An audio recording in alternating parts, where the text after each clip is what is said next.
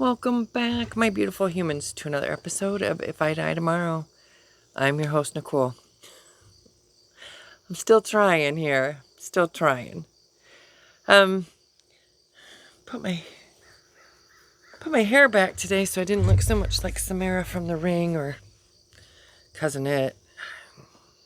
I have my moments. I want to thank you for joining me today.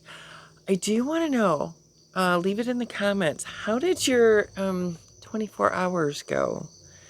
You know, I tried to throw that out there so that maybe, you could try the experiment and see how many of your words you treated like plastic confetti compared to how many of your words meant what you wanted. I hope it went well for you. Again, probably not an experience that or an experiment that I would do on a Monday for work, but it's eye-opening. And then today, I'm going to ask you a question that might be uncomfortable, or at least feel that way. And I mean, if you've been with me from the beginning, you know that I'm going to ask uncomfortable questions. It's just part of who I am and what I'm doing here. And we have never really shied away from anything uncomfortable. So, here's my question. When was the last time life slapped you in the face? I mean, think about it. And I don't mean minor inconveniences like a bad day, a traffic jam, flat tire. I mean, in the grand scheme of things, those are minor inconveniences. But I mean a genuine, breathtaking, sudden reality check. The kind of moment that pulls the rug right out from underneath you. And it reminds you with absolute, uncompromising clarity that your time here is limited. You know, maybe it was a medical diagnosis where the room went quiet and there was the glaze that fell over your eyes and the weird pounding you heard in your ears. Maybe it was standing at a funeral, watching someone you love being laid to rest, realizing that their story had reached its final page. Or maybe it was a near miss on the highway. Or maybe it was simply waking up on a milestone birthday, looking in the mirror, and realizing a whole decade has slipped away while you were busy making plans for someday. In that exact moment, something inside you shifted. I didn't say snapped. I said shifted. You made a promise to yourself in that moment, and you said, that's it. Things are going to be different from now on. I'm done wasting time. I'm going to start living intentionally. Today. I want to ask you, though, if you noticed that I didn't ask you why. I asked you when it happened. Because we spend so much time obsessing over the why. Why did this happen to me? Why now? Why did they leave? I don't know why I just did that. Or why did I get sick? We treat the why like it's a puzzle that we have to solve before we're allowed to move forward. Here's the cold hard truth. And why does the truth always have to be cold, dang it? But in the grand scheme of things, and I've said this before, the why rarely matters. The universe doesn't always hand us explanations. This is why for you, and this is why for you. And there's never a time when we're not searching for a reason. But you can't buy a single second back of your lost time over a why. The why is an event. The when is your line in the sand.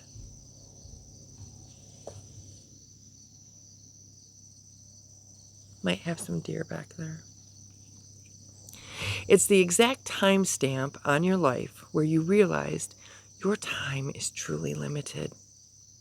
And everything that followed has to be different. So I'm asking you today, what is your when? And how long did you actually allow the change to happen?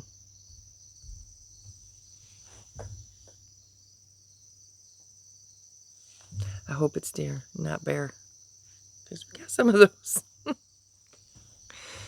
Here's the truth about our human nature, and you can agree with me or you can disagree with me. Sometimes it's just easier to not want to face it, but a crisis will wake you up, but it will never keep you awake, or almost never, because you never say never. When reality slaps us, it produces a surge of acute awareness. For a brief window, the noise of the world disappears. The petty arguments, they don't matter anymore. It's easier to find your 1%. The clutter in your house, you don't care. The extra 10 pounds, sure it bothers you, but in the grand scheme of it, it doesn't matter.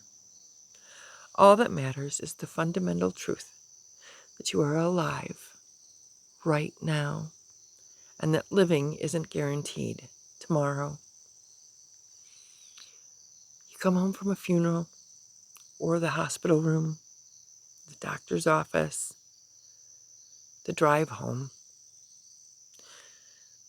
or throw another monkey wrench into it, you come home from vacation where you got a glimpse of peace and you feel ready to overhaul your whole life. And for a week, maybe 2, you mean it with every fiber of your being. Then normal life pulls you right back under. Yep, here you go. In psychology, there is a concept known as hedonic adaptation. I like to say, take it for granted. But there's an emotional counterpart to it when it comes to shock and trauma.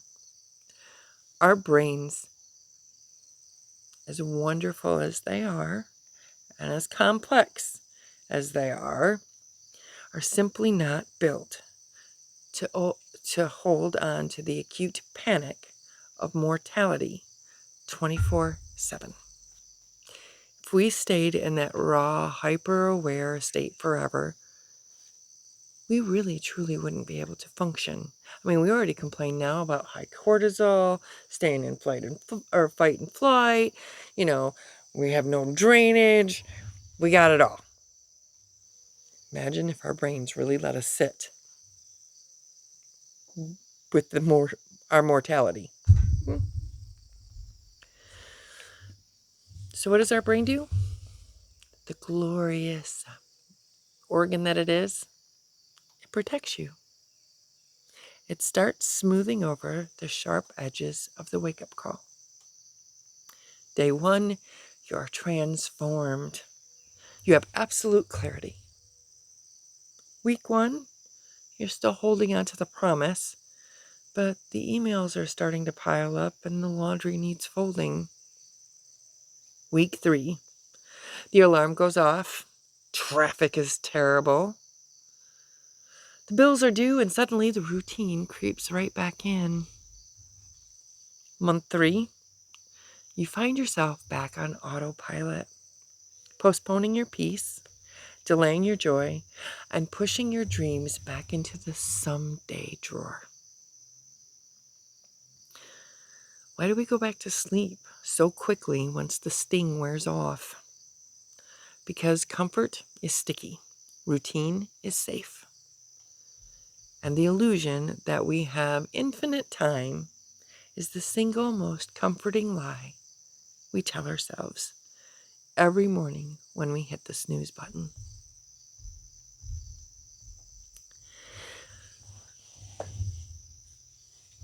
I'd like to ask you a favor. Think about how much of your life you are currently outsourcing to a hypothetical future that you have created, a version, another timeline. No, I'm not going to get all weird. I already do that enough. We tell ourselves, when I get through this busy season at work, then I'll focus on my health. When I save up enough money, then I'll launch my creative project.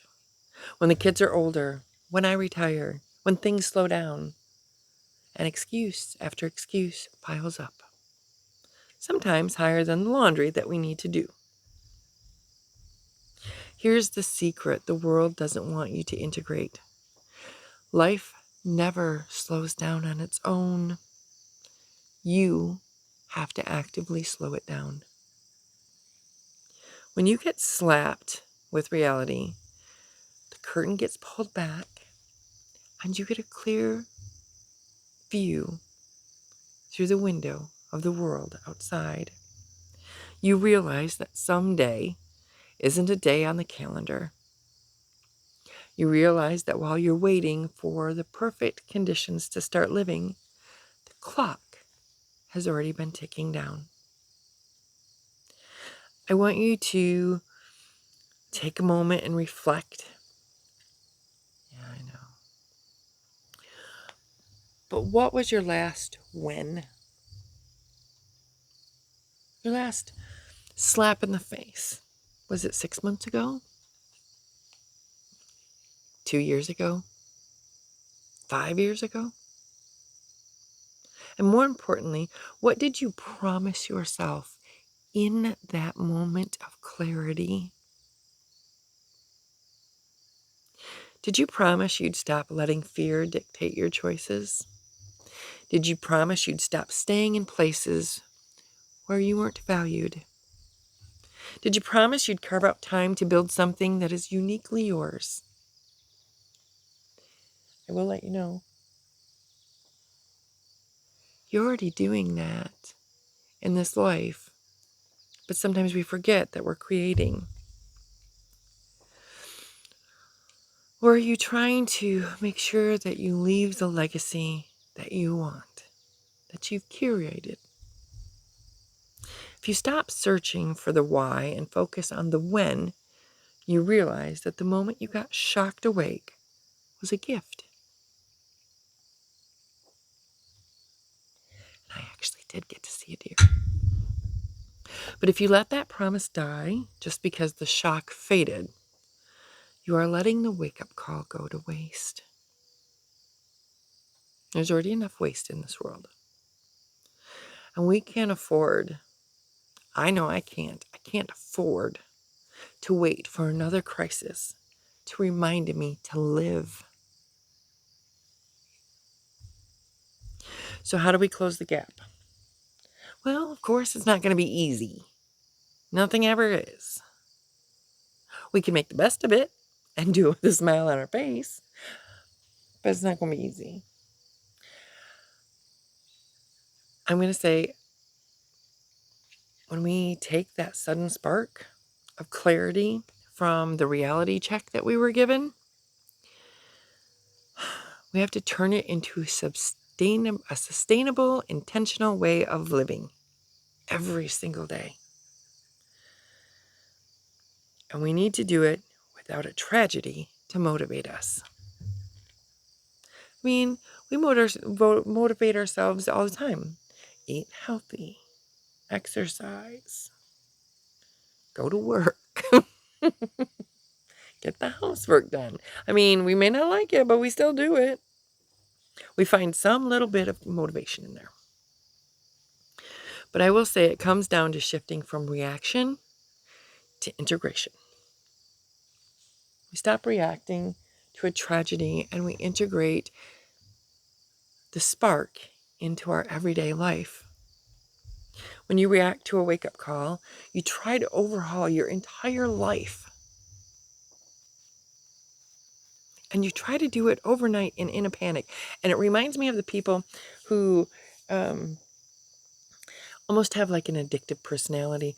All of a sudden they're really interested in baseball. So they dive headfirst into learning everything that there is to about baseball and pick a favorite team, or they get involved in the sport somehow. They do that with music, with dance. I mean, the possibilities are endless. But you go in head first with the best intentions, and you make massive, unsustainable declarations. Yep, gonna do this every day, twice a day, 3 times a day, every day.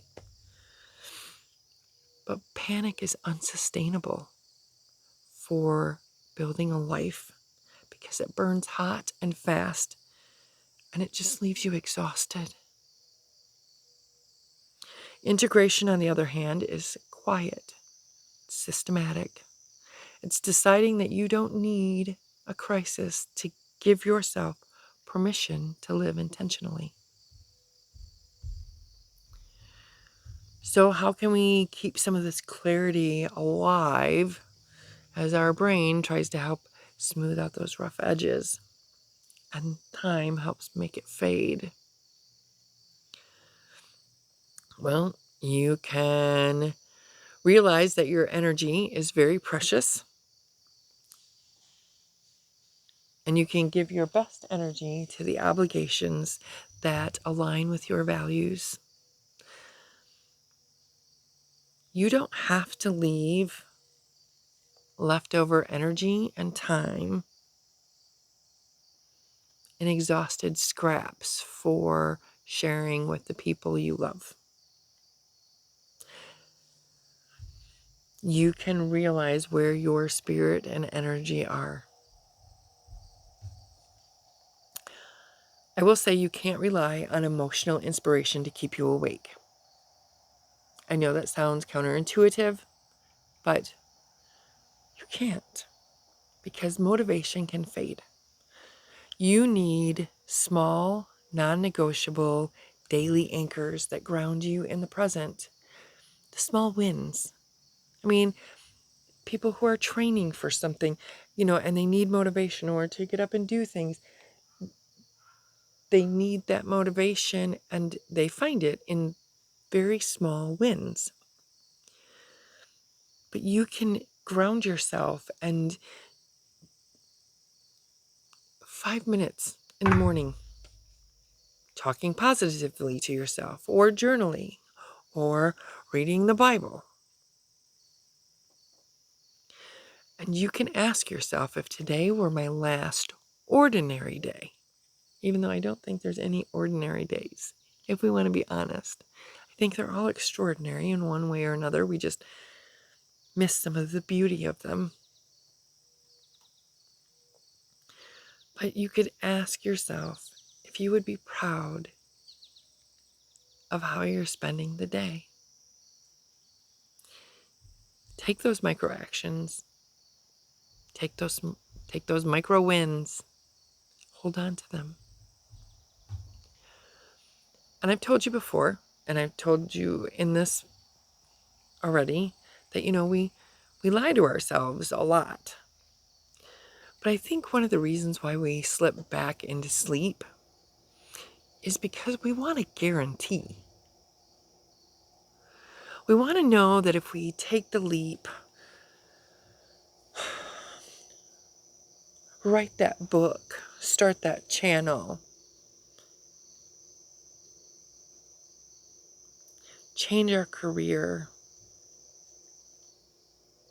get married, start a family, set boundaries, that it's all going to work out perfectly. But mortality is the ultimate reminder that there are no guarantees. The risk isn't in trying and failing. The real risk is reaching the end of the line, realizing that you spent your whole life standing in a waiting room that you created without realizing you created it. You don't need to wait for life to throw another punch for you to decide that your life matters right now. You're important. You are enough. You don't need a tragedy to validate your desire for change, peace, purpose, or even alignment. And you don't need to spend the rest of your life analyzing why something happened to you before you allow yourself to move forward. The sting of a reality check is meant to jar you loose, but you're the one that has to choose not to drift back to sleep. So even though you're going to hear this on Tuesday, and you've already started your week, try and remember this. Life gives you a wake-up call, but staying awake takes work. Stop hitting the snooze button on the life that you're building. Don't let the noise of the world lull you back to sleep. Take one small step today toward the life that you promised yourself. And you made that promise during your last reality check. That's when. Write it down, make the call, take the action. I again want to thank you so much for spending some time with me, because your time is valuable and I appreciate it. If this episode spoke to you, share it with someone who might be walking through their own wake up when. And as always, be kind, be grateful, stay humble. Until next time.